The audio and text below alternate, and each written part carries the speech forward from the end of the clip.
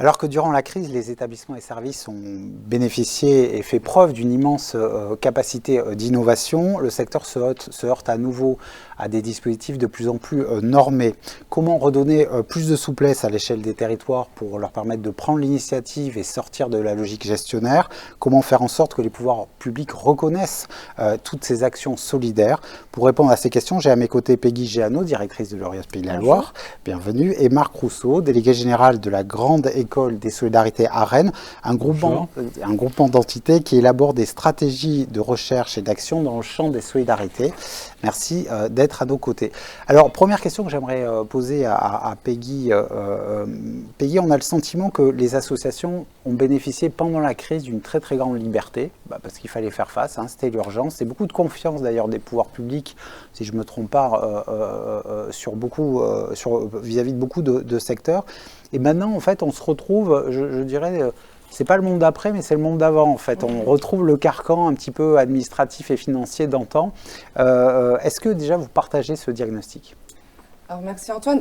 Malheureusement, je ne partage pas tout à fait ce diagnostic parce que quand vous parlez de liberté des associations pendant la gestion de la crise, je ne reconnais pas les associations que je représente aujourd'hui, qui sont les associations de solidarité des Pays de la Loire, puisqu'en fait, elles ont fait plutôt preuve d'autonomie, en fait, d'autonomie et de sens de la responsabilité dans l'accompagnement des personnes. C'est-à-dire qu'elles ont pris la main.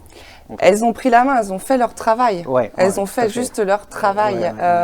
Et il ne faut pas oublier aussi que, mais on en reviendra peut-être plus tardivement, que l'ADN même d'une association, c'est d'être autonome. Elle a son propre conseil d'administration et donc ce n'est pas un service déconcentré d'une collectivité. Oui, ce n'est pas une délégation de service public. On est d'accord. D'accord, tout à fait. Voilà. Tout à fait. Alors, pour ce qui est de la situation, elle est malheureusement un peu pire, pour être clair, parce que je veux faire de l'euphémisme, mais ça, je n'y arrive pas. En effet, ce carcan administratif et financier que vous évoquez, il existe toujours, il a juste été décalé, et à ce carcan financier et administratif s'ajoute en fait ce carcan sanitaire auquel les associations doivent faire face, avec des équipes épuisées. Bien sûr. Puisque, en particulier dans les EHPAD, on sait que particulièrement la situation est très difficile. dans les EHPAD, mais pas que aussi, puisqu'il y a les ESAT, il y a aussi le secteur du handicap, il y a le secteur de la protection de l'enfance. Il y a énormément d'activités qui n'ont jamais cessé pendant cette crise sanitaire. Et donc, on le voit bien, et tout le mouvement partout en France est mobilisé, que ces salariés sont épuisés et attendent de la confiance et une reconnaissance des pouvoirs publics, particulièrement sur les salaires. D'accord, très bien. Alors justement, moi j'ai envie de vous poser un petit peu la même question. Est-ce que Peggy Géano nous dit que les associations ont pris la main, ont fait preuve d'autonomie justement par rapport aux politiques publiques pour répondre à l'urgence? Est-ce que vous avez le sentiment qu'un certain nombre de freins, alors sans qu'il y ait une totale liberté, peut-être que je suis allé un peu loin, mais un certain nombre de freins avaient sauté pendant la crise et qu'on se retrouve maintenant de nouveau avec une espèce de pesanteur comme ça, administrative, avec des autorisations, des choses comme ça, ou est-ce que c'est caricatural ce que je dis? Peut-être. Non, c'est pas caricatural, c'est même très, très euphémique pour le coup, parce que moi je ne pense pas que les associations ont eu une ère de liberté, elles ont été abandonnées purement et simplement. Et ça, c'est quelque chose d'extrêmement grave. On a vu des situations où, effectivement, il y avait un néant absolu par rapport aux questions qui étaient posées, aux questions légitimes qui étaient posées par des associations. Et de fait, on est sorti de cette phase-là. Alors, je ne suis pas sûr que ce soit tout à fait mieux ou un retour au monde d'avant. On sort de trois grandes crises, une crise terroriste, une seconde crise sociale, celle des Gilets jaunes, une crise sanitaire. Il ne faut pas oublier ces trois couches-là, ces vagues successives qui sont extrêmement délitantes pour le corps social. Et aujourd'hui, de fait, une réponse hyper gestionnaire qui revient à la surface est totalement inadaptée, mais véritablement totalement inadaptée.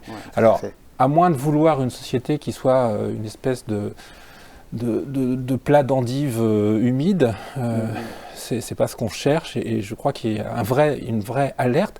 Et l'alerte, on l'a notamment à travers les questions qui ont été d'ailleurs posées tout à l'heure autour du management des équipes, mais aussi de l'attractivité. Et de l'attractivité, notamment par rapport aux jeunes en formation qui finissent par se dire « mais moi, j'ai bien envie de faire quelque chose dans ce secteur-là. J'ai vraiment, j'y vois du sens.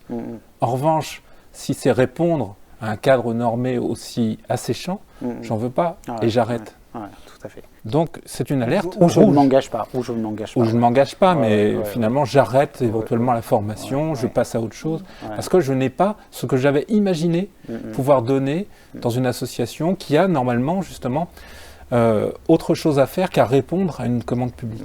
D'accord, justement. Alors justement, comment est-ce qu'on peut arriver à impulser ce sens et à justement redonner un peu des marges de manœuvre aux acteurs associatifs, justement pour innover et être à nouveau quelque part attractif pour les jeunes générations, mais aussi attractif pour les salariés qui sont aussi en place?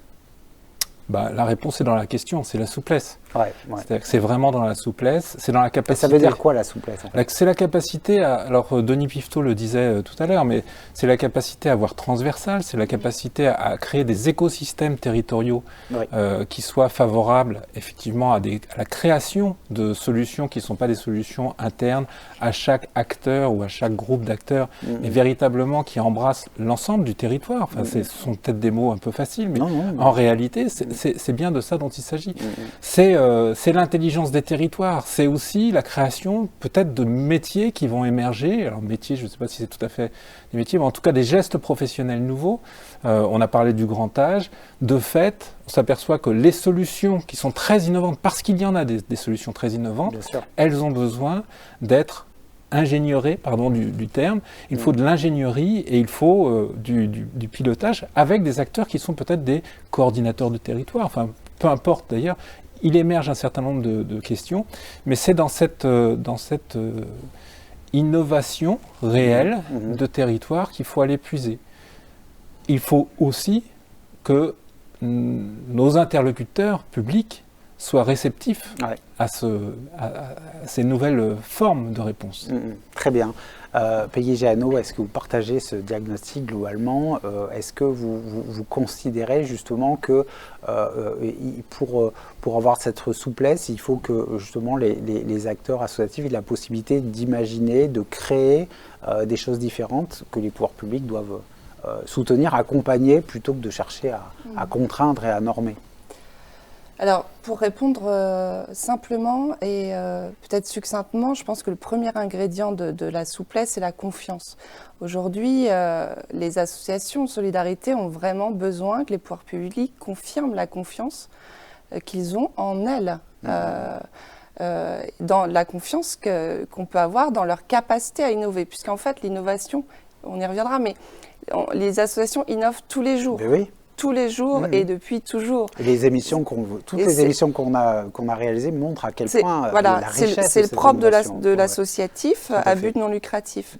Mais peut-être pour créer plus de souplesse et du coup favoriser cette capacité d'innovation des associations, peut-être faudrait-il arrêter de faire cette injonction à l'innovation. Est-ce qu'on peut innover quand on est obligé d'innover? Est-ce qu'on est riche et créatif quand il faut innover à tout prix pour pouvoir avoir des fonds à la réponse à un appel à projet, par exemple? Oui, bien sûr. Voilà. D'accord, très bien. Alors, avant que nous poursuivions nos échanges, je vous propose qu'on fasse une petite pause de moins de 2 minutes. On se retrouve tout de suite.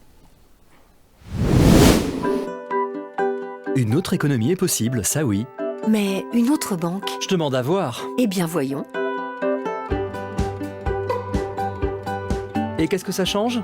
Les clients ont leur mot à dire. Et ils ne s'en privent pas. Et qu'est-ce qu'ils disent? Ce qui compte, c'est ce qu'ils font. C'est la banque des coopératives. Des associations. Des mutuelles. Des théâtres. Des festivals. Des syndicats. Des fédérations sportives. Des PME, PMI. On appelle ça des personnes morales. Des personnes qui entreprennent autrement. Ça, on peut dire qu'elles ont le moral. Et les personnes physiques alors? C'est la banque des particuliers qui se ressemblent. Mais enfin, c'est une banque, pas un club. Justement, on parle d'argent là. Avec des produits engagés bien pensés, tu peux agir. Ton compte ouvre des tas de moyens d'action. Pour moi, agir, c'est financer ce qui est utile. Moi, c'est la solidarité mondiale en premier. Et l'insertion alors? La culture, qu'est-ce que vous en faites? Croyez-moi, l'essentiel, c'est l'emploi. Oui, l'emploi dans les territoires. À condition de développer l'écologie. Le bio. Les énergies renouvelables. Bon, vous voyez, il y a de quoi faire. On commence quand?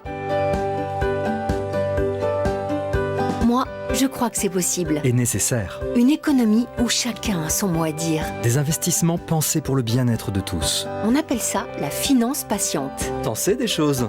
L'important, c'est un monde plus juste. Un monde où l'argent seul ne ferait plus la loi. Et tout ça, avec le crédit coopératif, on peut y arriver. Simplement en étant client. Pas seulement client. Sociétaire. Crédit coopératif. Une autre banque est possible. Alors on va prendre une question internaute, c'est une question de Sandrine. Les pouvoirs publics ne semblent pas se rendre compte de toutes les solidarités présentes dans les territoires. Comment changer la donne?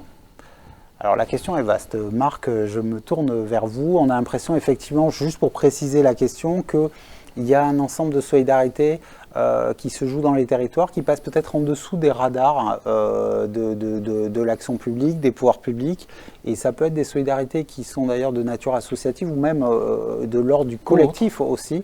Voilà. Et comment est-ce qu'on peut faire en sorte que justement les pouvoirs publics soient plus conscients en fait, de toutes ces solidarités? Alors, la question est particulièrement vaste. D'abord, c'est vrai que ça fourmille. La question des solidarités, si on l'aborde justement de ce point de vue-là, c'est pas seulement du travail social ou de l'intervention sociale, mais la question des solidarités fourmille d'expérimentations de tout genre, avec des bricoleurs de génie, bien sûr, des artisans d'art, dans les associations, en dehors des associations, avec des professionnels, avec des bénévoles, mélangés, pas mélangés, mais aussi les pouvoirs publics. Il ne faut pas non plus les sous-estimer. Oui, les décorréler, voilà. bien sûr. Oui, il y a beaucoup de collectivités locales qui s'engagent justement aux côtés des tout à acteurs. Fait. Et qui d'ailleurs n'ont pas forcément dans leur culture la réponse et osent imaginer un design nouveau de service par un certain nombre de reprise en compte justement de ces inventions qui peuvent être des inventions de génie. Vous avez cité la Grande École des Solidarités, c'est vraiment un axe de travail pour nous qui est la rencontre entre ces mondes, entre les solidarités de droit, les solidarités d'engagement, le monde associatif, les dirigeants du monde associatif, les dirigeants des collectivités territoriales. Et là, on a un véritable besoin de travailler cette... Alors, on parle beaucoup des acteurs, mais il faut parler des auteurs aussi. C'est-à-dire que ce ne sont pas que des acteurs, il y a des auteurs, ils créent quelque chose.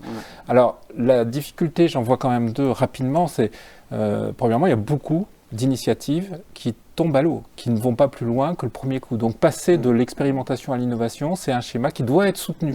On n'est pas forcément tous super créatifs, super inventifs, mais donc là, il y a une responsabilité sociétale d'ailleurs, qui est de faire en sorte que ces idées-là, elles puissent trouver leur marché en quelque sorte. Tout à fait. La deuxième, c'est plutôt une alerte. Le deuxième aspect, c'est plutôt une alerte par rapport à cette question, c'est le fait qu'il peut y avoir une course tout simplement au financement. Les startups, le mode startup favorise, privilégie ce système-là. Et il peut y avoir des effets pervers à ça, c'est-à-dire des effets notamment dans la durabilité. On est capable d'aller chercher 3 millions d'euros. Est-ce qu'on est capable d'inscrire durablement le service qui va être créé à partir de ce mode start-up? Il faut être assez vigilant, il ne faut pas se laisser forcément embarquer par la tendance. Startup Nation, c'est ça? Voilà, tout à fait. D'accord, ok, et donc, très bien. C'est un vrai sujet de rencontre qu'il faut créer entre ces mondes publics et cette innovation fourmillante. D'accord. Il y a une question derrière tout ça, qui est la question quand même du politique, ça a été évoqué par un certain nombre de nos interlocuteurs précédemment, c'est le politique et la question du sens. Et la question du sens, c'est bien sûr deux choses bien connues, c'est la direction et la signification. Aujourd'hui, il y a de la direction, ça on peut pas, on sait dans quelle direction on va. La signification, c'est un petit peu moins vrai. Donc il faut redonner aussi du politique à cet ensemble qu'on appelle les solidarités, au risque d'avoir un émiettement justement de ces initiatives qui ne trouvent pas forcément la direction et la signification qu'il faudrait. D'accord, donc on est parti très très loin avec oui, Marc Rousseau. Oui. Peggy, est-ce que vous voulez raccrocher les wagons par rapport à cette question effectivement très vaste de reconnaissance de toutes ces solidarités dans les territoires? Alors, je vais tenter, en tout cas, ce que je vois, plusieurs choses. La première chose, c'est quand on dit pouvoir public, c'est très vaste et il y a quand même différents niveaux. On ne peut pas dire que toutes les solidarités ne soient pas connues des pouvoirs publics, ce n'est pas vrai. Et de quel pouvoir public parlons-nous? Une commune connaît les solidarités mises en œuvre sur son territoire. Un département maîtrise aussi à peu près les associations, les actions autour de ses champs de compétences, etc., etc., etc. Après, c'est comment, de toutes ces diversités et de toutes ces initiatives et de toutes ces strates, on arrive à en faire quelque chose de méta et de vraiment visible, mais aussi visible en direction du grand public, de tout public. Parce que moi, je pense que l'enjeu de la solidarité, c'est aussi de faire comprendre à chaque citoyen que ça le concerne. Puisque la personne vulnérable, on est tous concernés par le sujet. Bien sûr. Et d'arriver à connecter un peu ces univers qui ne se parlent pas toujours. On a l'impression qu'il y a le secteur de la solidarité et le reste du monde. Tout à fait. En fait, c'est effectivement entremêlé. Oui. Et le deuxième niveau de réponse, c'est l'action des associations et de l'UNIOPS et des URIOPS et des têtes de réseau, puisque l'action que nous proposons aujourd'hui aux adhérents et à ceux qui veulent bien nous rejoindre aujourd'hui, c'est justement de rendre visibles ces actions et ces solidarités. Et donc de toujours travailler sur, de donner la parole à la fois aux acteurs de terrain, mais aussi et surtout, n'oublions pas les personnes concernées. Ouais, d'accord, très bien. Alors justement, pour évoquer cette thématique du manque de reconnaissance des acteurs de la solidarité par les pouvoirs publics, entendu effectivement au sens large, je voudrais donner la parole à Cécile Coutan, directrice de l'association Les Forges Médiation à Nantes. Cécile Coutan, est-ce que vous m'entendez? Oui, je vous entends. Bonjour. Bonjour. Est-ce que vous pouvez nous présenter en quelques mots les Forges Médiation? On est venu vous voir pour préparer l'émission, mais j'aimerais quand même que vous nous présentiez en quelques mots votre belle association. Bonjour à tous. Donc, effectivement, les Forges Médiation, c'est une association qui est basée à Nantes, qui existe depuis 2008. Dont l'objet est de promouvoir la médiation sociale comme choix de politique publique pour lutter contre les inégalités sociales, territoriales et de santé.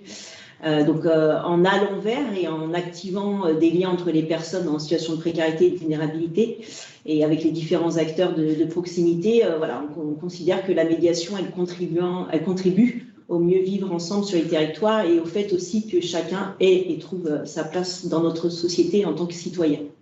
Donc aujourd'hui, les Forges, c'est 3 services. Un service de médiation sociale qui vise à créer des espaces de dialogue entre les habitants et leur environnement pour contribuer donc au mieux vivre ensemble. Donc on intervient plus particulièrement sur les aires d'accueil, les terrains familiaux, les bidonvilles. C'est un service de médiation en santé qui vise à faciliter le parcours santé des personnes qui sont éloignées du système de santé. Donc sur ce sujet-là, on intervient effectivement auprès des personnes qui vivent aussi sur bidonville, aires d'accueil, terrains familiaux, mais aussi sur les quartiers politiques de la ville de Nantes. Et un service de médiation locative qui vise à rétablir un dialogue constructif entre les locataires d'habitats sociaux et leurs bailleurs pour éviter les expulsions locatives. Aujourd'hui, on est 24 salariés au niveau de la structure. Très bien. Alors, moi, je voudrais qu'on puisse connecter votre intervention avec nos discussions en plateau et vous poser une question simple. Quels sont les leviers qu'on pourrait mobiliser justement pour que les acteurs associatifs soient mieux reconnus, toute cette capacité d'innovation qu'ont les acteurs associatifs soit mieux reconnue et perçue? Alors, il y a une très vaste question et alors il y a plusieurs leviers. Moi, j'en citerai 3 particulièrement. Donc, tout d'abord, le fait de promouvoir le décloisonnement des politiques publiques pour répondre de manière coordonnée aux besoins sociaux qui ne sont pas actuellement couverts ou en tout cas pour lutter contre les inégalités sociales. Et donc, par effet ricochet, c'est la question du décloisonnement des financements associés pour éviter la segmentation des réponses et des solutions qui sont proposées. Donc, ça a été évoqué tout à l'heure par les précédents intervenants.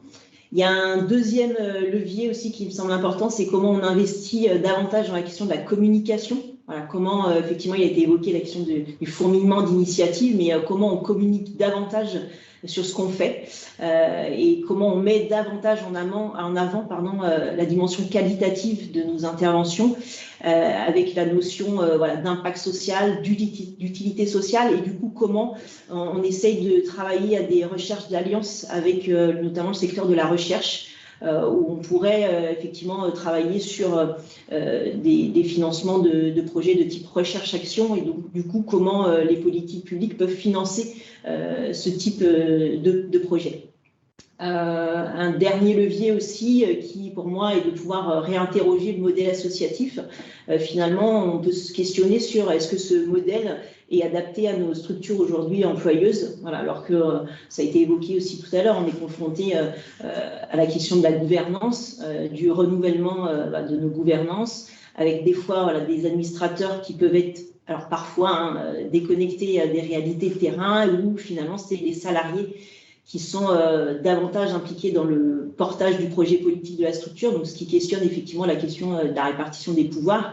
Donc on peut s'interroger sur comment revisiter ce modèle-là, comment est-ce que finalement tout le mouvement des coopératives peut-il prendre sa place dans la question des solidarités, et du coup ça oblige à interroger ou à re-questionner le législateur sur le sujet, parce qu'aujourd'hui, effectivement, le mode de contractualisation au niveau des politiques publiques, il est très orienté la question des subventions est majoritairement fléchée pour des modèles associatifs. Donc, on peut effectivement se questionner sur ce modèle-là, est-ce qu'il est aujourd'hui adapté ?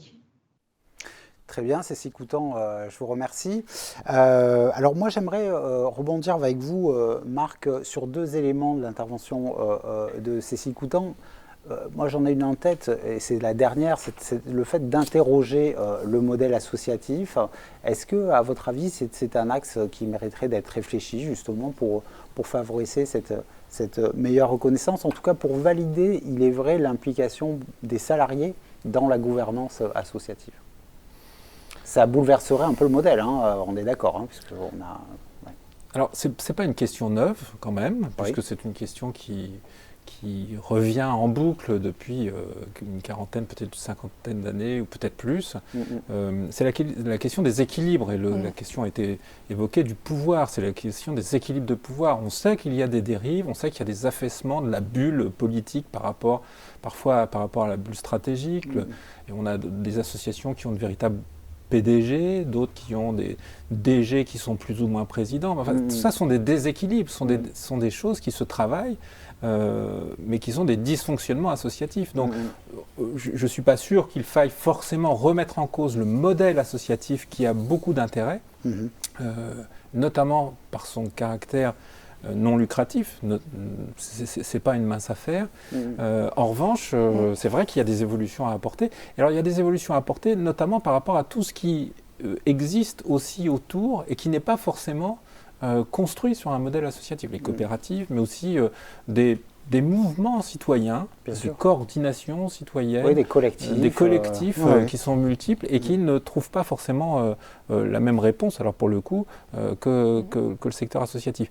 Il y a une réinterrogation, j'allais dire, d'hygiène à apporter dans le secteur associatif, notamment par rapport à cette question de la relation entre les trois pouvoirs, politique, stratégique et technique. Et ça, c'est une question qui est régulière et c'est le bon management qui doit s'emparer de cette question. D'accord. Est-ce que c'est le moment, Peggy Jeannot, de se poser cette question-là, et est-ce que ça peut être vraiment une piste de réflexion pour renforcer, pour contribuer à redonner du sens aussi à l'intérieur des associations? Alors, on ne va pas parler en général, puisque des fois ça fonctionne très bien, mais des fois on a le sentiment justement que, comme dit Marc, il y a une espèce d'affaissement politique.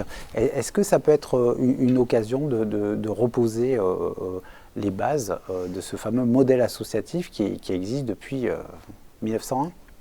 C'est ça, 120 ans. Ah oui. Je rejoins Marc en fait sur le triptyque politique, stratégique et technique qui se pose depuis plusieurs décennies, et on sait bien que dans chaque association, il y a un équilibre au quotidien à maintenir entre les prises de décision, la déclinaison stratégique, le politique, l'opérationnel, et que tout ça, puisqu'on parle de sens, de valeur et d'enjeu, parfois ça se mélange, ça s'entrelace, et puis ça nécessite des arbitrages au quotidien. Néanmoins, loi 1901, 120 ans, force est de constater qu'on n'a quand même pas trouvé mieux en matière d'innovation, d'adaptation et de souplesse. Parce que ça nous permet malgré tout de répondre rapidement à des besoins de territoire, quels qu'ils soient, puisque les associations, alors je n'ai pas les chiffres, mais enfin il y en a un certain nombre en France. Et puis j'attire l'attention aussi, un point de vigilance aussi sur la remise en cause potentielle de ce modèle-là. C'est-à-dire que quand même, ce sont à l'intérieur de nos associations de territoire en territoire, composées très souvent de citoyens, acteurs de leur territoire, qu'on retrouve en fait le plus de solidarité, que ce sont ces acteurs qui tissent le fameux lien. Monsieur Pifteau tout à l'heure parlait de rupture. Eh bien en face de ces ruptures de vie, on a les liens, les tisseurs de liens, ce sont ces associations. Et puis ces bénévoles qu'on retrouve dans ces conseils d'administration et dans ces bureaux qui ont en effet un rôle de portage politique. Ce sont des personnes désintéressées qui ne sont pas rémunérées. Et en ça, déjà d'une, j'ai envie de les saluer, de deux, leur dire qu'ils sont nécessaires, et de trois, qu'il en faut plus. Donc moi, j'aurais envie plutôt de motiver les troupes pour que de nouveaux acteurs rejoignent le mouvement associatif. D'accord, très bien. Je vous remercie beaucoup, Peggy et Marc.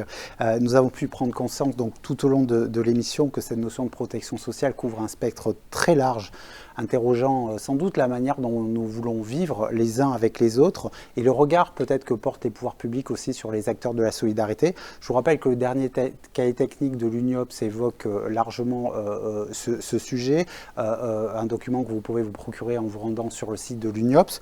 Cette thématique majeure sera également au cœur des débats du prochain congrès de l'UNIOPS les 13 et 14 janvier à Rennes. Je voudrais remercier tous les techniciens, les équipes de l'UNIOPS et des URIOPS Pays de la Loire et Bretagne pour leur aide et leur soutien. Comme l'année se termine, le cycle d'émissions de Solidarité TV s'achève lui aussi. J'ai été vraiment ravi de partager avec vous tous ces débats passionnants. Je tiens à saluer tous les penseurs, les acteurs, le réseau URIOPS, mais aussi les spectateurs qui ont contribué à faire vivre cette émission. Je tenais aussi à remercier tout particulièrement le Crédit Coopératif, sans qui cette aventure n'aurait pas pu avoir lieu. Et j'espère que nous vous retrouverons très très vite. En attendant, je vous souhaite une très belle journée sur Solidarité TV.